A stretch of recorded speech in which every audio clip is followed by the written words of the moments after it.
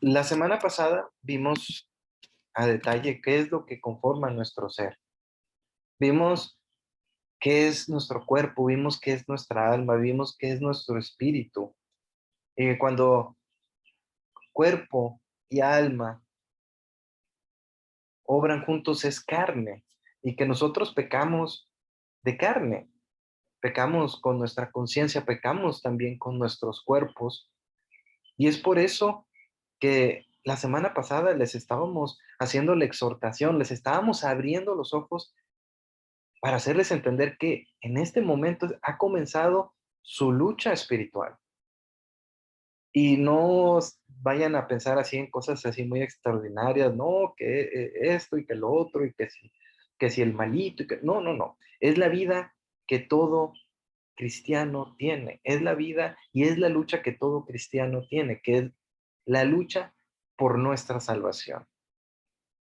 Porque cuando somos personas que somos dominados por la carne, es decir, que no dominamos nuestros resentimientos, no dominamos nuestros impulsos, pues obviamente vamos a pecar, obviamente vamos a caer una y otra y otra y otra vez.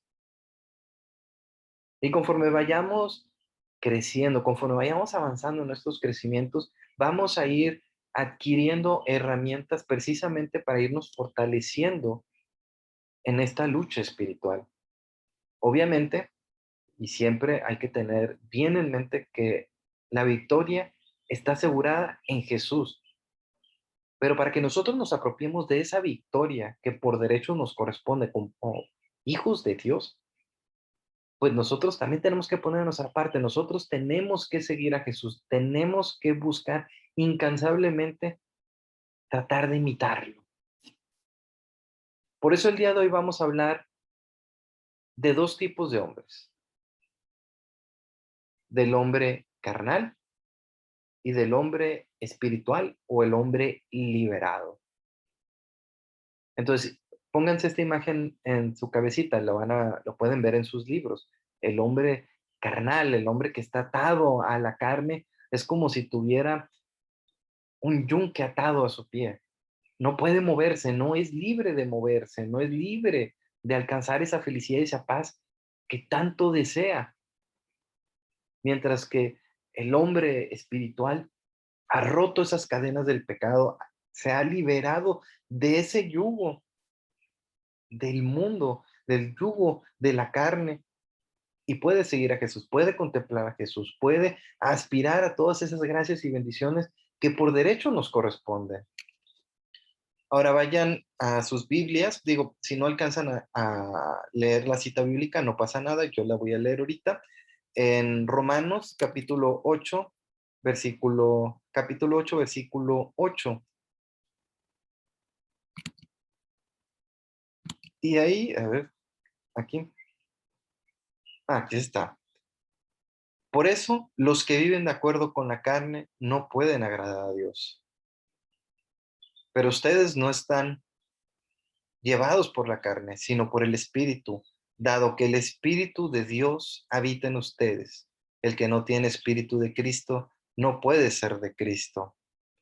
Esto es palabra de Dios.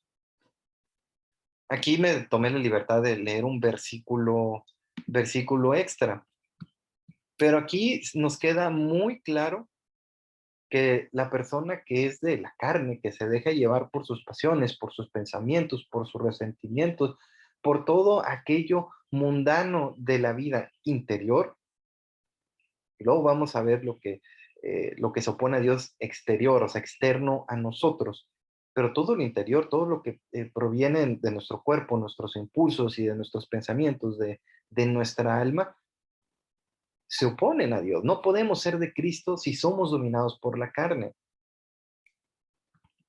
Ahora vamos a la otra cita bíblica que viene en el libro. Primera de Corintios, capítulo 2, versículo 15. Y ahí la palabra nos dice, el hombre espiritual, en cambio, todo lo juzga y no puede ser juzgado por nadie. Palabra de Dios. Fíjese, esto es muy clave. El hombre espiritual, en cambio, todo lo juzga. Y no significa que tengamos autoridad moral para juzgar a los hermanos y sentirnos superiores. Para nada. De hecho, algo que tenemos que aprender es, no podemos juzgar a las personas. Juzgamos los hechos, juzgamos el pecado. A la persona, nunca, sin importar lo más ruin, pecadora que pueda ser la persona, a nosotros no nos corresponde juzgarlos. Eso le corresponde a nuestro Padre. Pero aquí lo que se refiere Pablo sobre el hombre espiritual es el que todo lo juzga, es sabe discernir aquello que es bueno, aquello que es malo, aquello que lo quiere alejar de Dios. Y no puede ser juzgado por nadie porque es una imagen y semejanza de nuestro Señor. Es un fiel imitador de Cristo. Esto es a lo que se refiere Pablo, no que el hombre espiritual tenga la autoridad moral para juzgar a todos los hermanos. Digo, que luego hay muchas confusiones a la hora de cuando las personas quieren interpretar las sagradas escrituras. Aquí habla Pablo de que el hombre espiritual sabe reconocer del bien del mal, sabe reconocer lo que favorece el plan de Dios y lo que no favorece el plan de Dios. Pero también hay que entender que nosotros estamos viviendo un proceso. Imagínense, y el libro lo maneja, somos como una rosa sin retoñar, como el botón de una rosa. Aún no se puede ver la belleza hasta que los pétalos se abren, hasta que demos fruto, hasta que podamos, seamos un vivo testimonio de Cristo, que podamos, que la gente vea nuestra paz, que vean nuestra caridad, que vean el gozo y la alegría que el ser hombres y mujeres espirituales nos trae. Es por eso que les menciono ahorita que esto es un proceso. Tenemos que irnos despojando poco a poco de las cosas de la carne. Tenemos que crucificar la carne. Tenemos que irnos despojando de nuestros egoísmos, de nuestras pasiones, para que poco a poco vaya floreciendo el hombre espiritual. Porque el Señor nos habla en lo privado, el Señor nos habla en el silencio, pero si estamos dominados por la carne, nuestros oídos siempre van a estar sordos a lo que el Señor nos quiera decir. Nuestros corazones siempre van a estar bloqueados a lo que el Espíritu Santo nos quiera inspirar.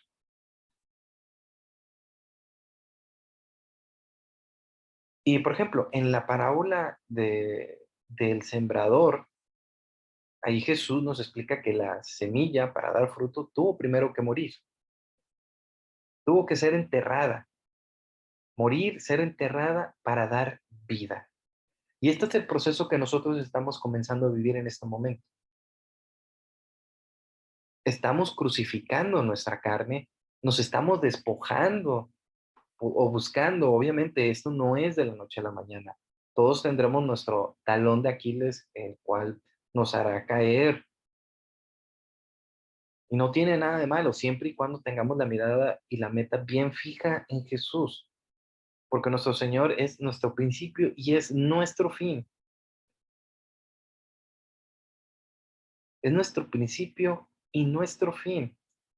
Y de hecho la palabra en Lucas capítulo 18, versículo 11, nos dice que la semilla, esa semilla que el Señor ha sembrado en ustedes, es la palabra de Dios. Lo que estamos viendo ahorita, lo que les estamos compartiendo en este momento son semillas, semillas. Ahorita vimos esa semilla de la carta a los Corintios. El que, el que es un hombre de carne no puede ser de Cristo. Ahorita está la semilla que nos dimos cuenta que la palabra de Dios es en sí la misma semilla. De hecho, en Juan capítulo 12, versículos 25 y 26, nos dice, el que tiene apego a su vida la perderá, y el que no está pegado a su vida en este mundo la conservará para la vida eterna. El que quiera servirme, que me siga, y en donde yo esté, estará también mi servidor. El que quiera servirme será honrado por mi Padre. Esto es palabra de Dios. Jesús vino a traernos la luz de la verdad, vino a traernos el mensaje de salvación con su ejemplo de vida, por su muerte y por su resurrección. Y a veces suena muy tajante cuando Jesús dijo, este, o o sea, o están, o me siguen, o si siguen mi ejemplo de vida, o se oponen a mí. Y es así de simple y llano. O seguimos la vida y el ejemplo y la palabra de Jesús o nos oponemos. No hay un término medio. El término medio es el proceso de irse despojando de la carne, irse despojando de todo aquello que nos estorba para irnos convirtiendo en hombres espirituales, es decir, en personas que estamos en proceso de convertirnos en un alter Christus, en un otro Cristo. Es por eso que todo aquel que quiere seguir al Señor debe hacerse la siguiente pregunta: ¿estamos realmente dispuestos a seguirlo hasta el fin? ¿Estamos dispuestos a hacerlo renunciando a toda posición o atadura sentimental? ¿Algún rencor que ustedes tengan con su hermana, con su papá, con su esposo, con su esposa? ¿Están dispuestos? Porque Jesús nos dijo 70 veces 7, perdonar 70 veces 100, es decir, siempre. ¿Estamos dispuestos a renunciar al mundo, a sus atractivos, sus riquezas, a sus afanes? Y cuando digo mundo, más adelante profundizaremos en el concepto de mundo, porque mundo es todo lo externo que se opone a Dios. ¿Realmente estamos dispuestos? ¿Estamos dispuestos a aceptar que el mundo nos atacará y nos odiará por ser seguidores de Jesús? ¿Estamos dispuestos a aceptar que reconocer a Jesús delante de los hombres es aceptar que muchas veces inclusive hasta nos insulten? Yo la razón por la que siempre traigo la cruz no es porque yo sea un cariz fanático y que diga, no, que si el que la medallita de no sé qué tiene poder y que no sé qué. Nah. Más adelante veremos una clase sobre los sacramentales. El sacramental es un signo. Sí, sí, eh, la gracia, la bendición que el sacramental tiene está ligada proporcionalmente a la fe que nosotros tengamos y al estado de gracia que nosotros tengamos. Pero para mí tener la cruz es decirle al mundo, reconocer ante los hombres que Jesús es mi Señor, que Jesús es el Rey y Señor. Y hay muchas personas que, oye, ¿qué fe profesas? Y se andan agachando y se andan este, escondiendo, ¿no? Porque les da pena, porque ahorita está de moda pegarle al cristiano, está de moda pegarle al católico. Ahora pregúntense, ¿estamos dispuestos a aceptar las pruebas que el Señor seguramente permitirá en nuestras vidas como discípulos fieles y obedientes? Porque la iglesia, porque un buen seguidor de Jesús siempre tiene dos características: siempre está en unidad y siempre está en obediencia. Hasta San Juan Bosco, cuando lo andaban calumniando y que su obispo le exigió una disculpa, y decía San Juan Bosco, oye, pues yo no hice nada. Y hasta pidió auxilio del Papa y el Papa le dijo, no, tú tienes que hacer a tu obispo. Obviamente ni el Papa ni el obispo sabían que era mentira, ¿no? Esa calumnia. Y San Juan Bosco, por obediencia fue. Ya después, tanto el obispo como el Papa se enteraron que aquello de que acusaban a Juan Bosco era una mentira.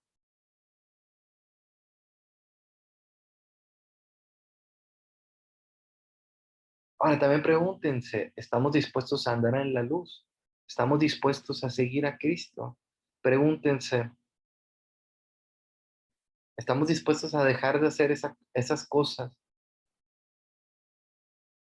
que muchas veces nos llenaban de gozo, de placer, pero que sabemos que no necesariamente son cosas agradables a los ojos de Dios?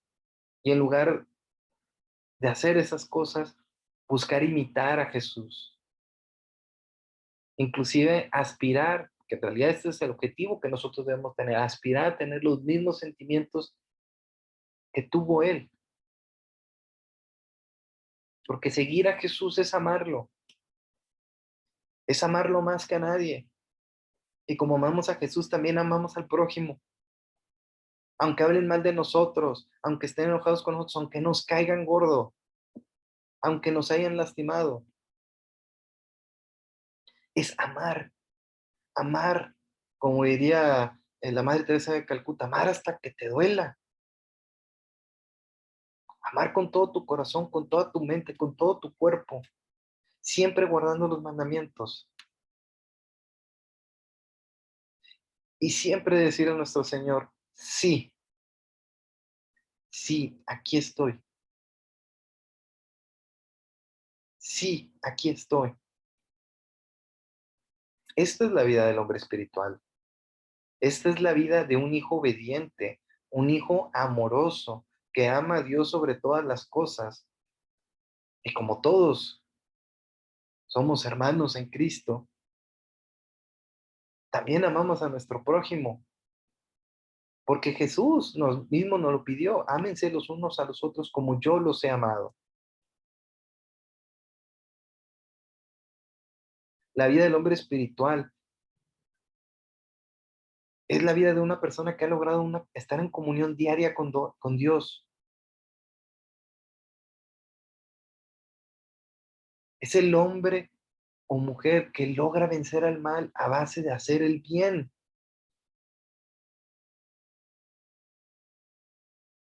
El hombre espiritual, la mujer espiritual, es una persona que en su vida ya no hay los atractivos del mundo, esas luces brillantes que a otras personas eh, los sorprenden, los maravillan y que los engañan. Y por el contrario, el hombre espiritual tiene unos objetivos muy claros y unos atractivos que ante el mundo podrán no parecer atractivos, pero que son firmes como la roca, son firmes porque están cimentados en el amor. No se trata de que tengamos una vida pasiva y que seamos dejados o llevar una vida fácil o dejar de ejercitar nuestra libre voluntad. La iglesia y Jesús y todos sus enseñanzas nos ponen, imagínense que es como un marco legal, ¿no? Dentro de este marco legal nosotros podemos obrar como nosotros queramos, pero siempre siguiendo los mandatos de nuestro Señor, siempre buscando aspirar a ser como Jesús. Pero nosotros tenemos la libertad de manejar nuestra vida como nosotros nos parezca, seguir la vocación que nosotros queramos, ya sea la familia, ya sea una vocación consagrada, o si quiero trabajar en esto en vez de aquello, y así. Nosotros tenemos nuestro libre albedrío, pero siempre con la mirada bien puesta en Jesús. Pero también, y parte del secreto del hombre espiritual es el siempre estar dispuesto a dejarse conducir, pero no por nuestros propios medios. No querer ser hombre espiritual es por nuestros propios medios, porque esto equivale a tratar de empujar un tren. Necesitamos que el Espíritu Santo prenda el motor del ferrocarril para que nosotros nos empecemos a mover. Es por eso que un sí al Espíritu Santo equivale a que el maquinista le eche carbón y encienda la locomotora. Ahora, si somos conscientes realmente de esto, de lo que implica ser un hombre, de ser una mujer espiritual, de lo que es renunciar al viejo hombre, a esa mujer vieja a esa persona pecadora, esa persona atada al mundo, esa persona atada a las pasiones, atada a los vicios, atada al pecado, porque el pecado nos esclaviza. Entonces, si realmente estamos conscientes de este camino, tenemos que decir solo una palabra y es sí.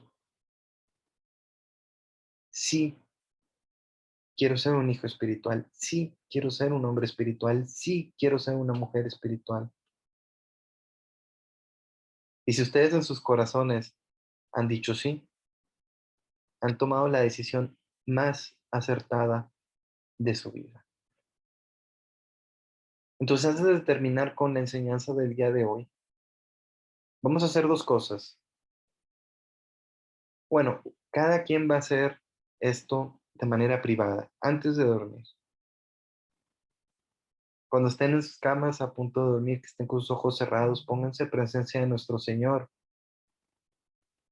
y díganle sí al Espíritu Santo, ofrézcanse ustedes mismos, ofrezcan su vida al Señor.